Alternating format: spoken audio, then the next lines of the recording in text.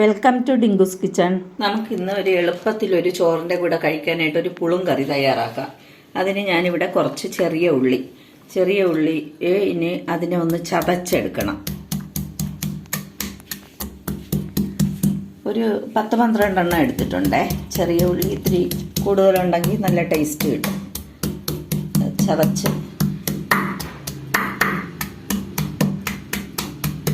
മിക്സിയിൽ വെച്ച് വേണമെങ്കിൽ ഒന്ന് ക്രഷ് ചെയ്തെടുക്കാം. ഇത് ചതച്ചെടുത്തിട്ടുണ്ട്, ഉള്ളി ചതച്ചിട്ടുണ്ട്. പിന്നെ ക്രഷ് ചെയ്തെടുത്തിട്ടുള്ള ഇത് ചില്ലി, അതും ഒരു സ്പൂൺ അടുപ്പിച്ച് ഉണ്ട്. പിന്നെ കറിവേപ്പില, പുളി വെള്ളത്തിലിട്ടെടുക്കണം. ഇത്രയേ ഉള്ളൂ.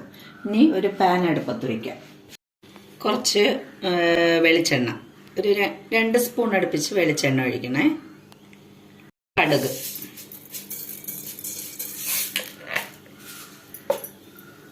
ഇതിന് ശേഷം നമുക്ക് ഈ ചതച്ച് വെച്ചിരിക്കുന്ന ഉള്ളി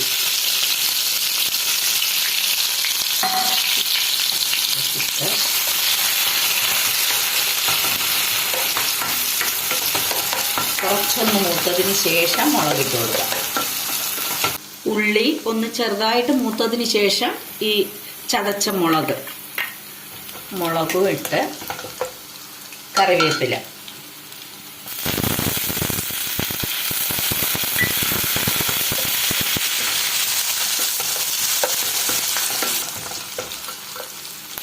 ഇത് നന്നായിട്ട് മൊരിഞ്ഞു വന്നതിന് ശേഷം ഫ്ലെയിം ഒന്ന് താഴ്ത്തി വെച്ചിട്ട് ഈ പുളി വെള്ളത്തിലിട്ട് വെച്ചിരിക്കുന്നത് നന്നായിട്ട് പിഴിഞ്ഞ് അതിലേക്ക് ഒഴിക്കണം.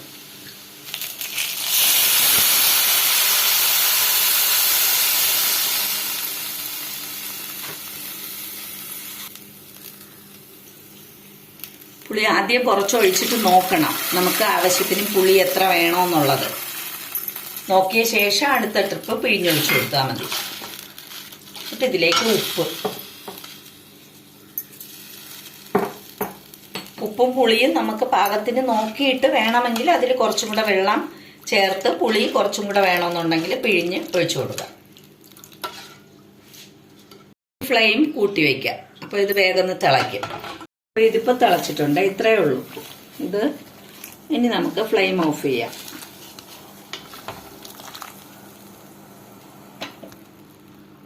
പുളുങ്കറി തയ്യാറായിട്ടുണ്ട്. അങ്ങനെ നല്ലൊരു പുളുങ്കറി ഇവിടെ തയ്യാറായിട്ടുണ്ടേ. അപ്പോൾ ഇത് ചോറിൻ്റെ കൂടെ കപ്പ കറിയും മീൻ കറിയും ഈ പുളുങ്കറിയുമായിട്ട് കഴിക്കാനായിട്ട് നല്ല ടേസ്റ്റാണ്. അതൊന്ന് ട്രൈ ചെയ്ത് നോക്കണേ എല്ലാവരും. അപ്പോൾ വീഡിയോ ഇഷ്ടപ്പെട്ടിട്ടുണ്ടെങ്കിൽ ലൈക്ക് ചെയ്യണം, ഷെയർ ചെയ്യണം, സബ്സ്ക്രൈബ് ചെയ്യണം. Okay, thank you.